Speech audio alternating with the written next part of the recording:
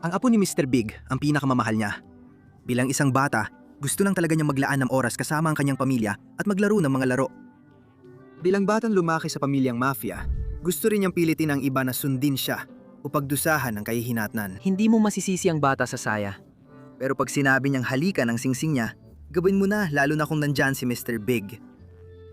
Naroon din ang anak niyang si Frou-Frou. Bagamat mula siya sa pamilyang kriminal, hindi talaga mahilig sa krimen si Frou-Frou. Oo, mukhang ang sweatshop ang bodega ng kumpanya ng mga bag niya.